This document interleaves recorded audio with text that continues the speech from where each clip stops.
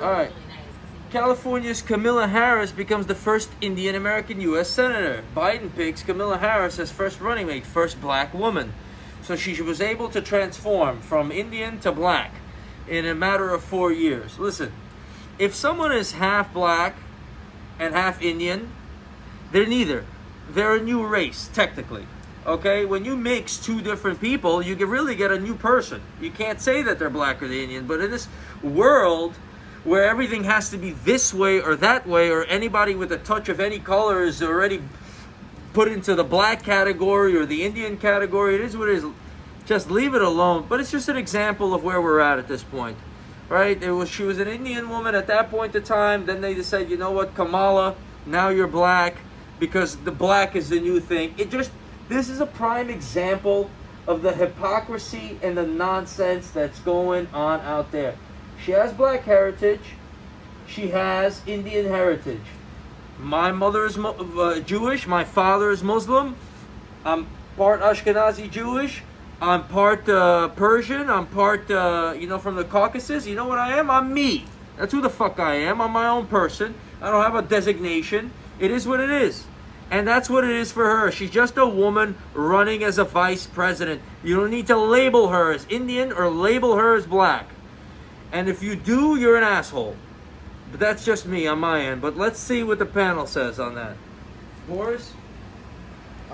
Okay, so, well, I sort of understand what you're saying. Like, I personally don't like labeling people and stuff like that, but the reason why she was labeled in 2016 as the first Indian American U.S. Senator is because she was the first Indian American U.S. Senator, but that's just half of her identity. And then now she's running on the vice presidential ticket, so now she's technically the first black woman, the first African American, and the first Indian American to be a vice presidential candidate. So it's just a matter of first. Like, John F. Kennedy was the first Catholic president.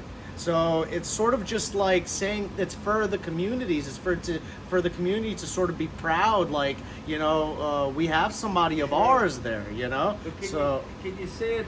Why does it have to change 4 years later from Indian to black? And it's the same news source. Why can't you? Because she wasn't the first black U.S. senator, but she was the first U.S. Indian American U.S. senator.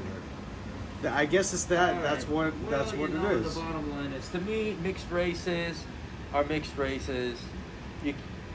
But it doesn't matter what I think anymore, because the world is not going to conform to reason. But you know why they have that designation where usually, there was literally up until maybe the mid 1800s that there was a 1 drop of black blood rule. So basically anyone that had, like, your grandfather's black, so now you're black and that means you're treated as a black citizen. That's why even if she was, say, Indian and black, then for a lot of people she would just be considered black, because in the eyes of the law, and race had an impact on how you were treated in the law, and it still does today, you'd be black. So that's part of the reason why people are so willing, especially in the States, to say you're this or you're that. Additionally, Tracy Ellis Ross, who is famously, her mother's Diana Ross and her father's some white man, I don't know, she said really funny, like, why, someone asked, so why don't you identify as a white woman? And she said, well, I wish I could sometimes, but she obviously can't. She looks like a black woman. I really feel like the way you look, the way you act, your culture really has a lot of an impact on your race as much as, say, your genetic makeup. So, I guess those are to answer your questions. That's why she can't necessarily be like a biracial woman, because in the United States, biracial was illegal for so long. So she can't really identify as being biracial. And I agree with you as well that it's very impactful to see, like, someone of black heritage, of Indian heritage, in a position of power. That's powerful itself. So.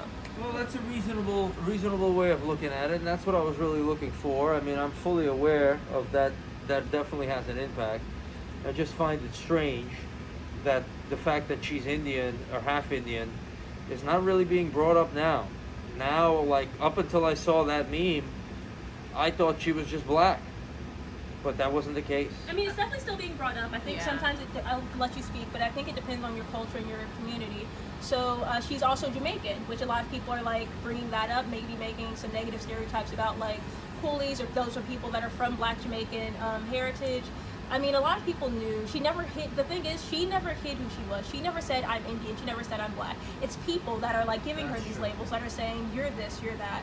So, I mean, did you have anything different you want to offer? Oh no, I was just gonna add to what you're saying. Like I've seen a lot of like I grew up my best friend growing up is Bengali, so I kind of grew up in that culture. She's like my neighbor and all this stuff, and I follow a lot of Indian actors and Bollywood actors, and there's like a lot of support from them because she's Indian, she's part Indian. So maybe it's not being shown on this, but definitely in the Indian community, it's like very empowering for them to see a woman that's part Indian that's going to be the vice president. So I want to say something. So first of all, I do agree with Nunya that one black rule is the reason, one drop rule is is the reason why that discourse continues. And there's no such discourse in places like Brazil, for example, right? Like you can be like mixed race, and you can be there's different identities that the person can take on, because there was never a one drop rule. Like in Brazil, there was always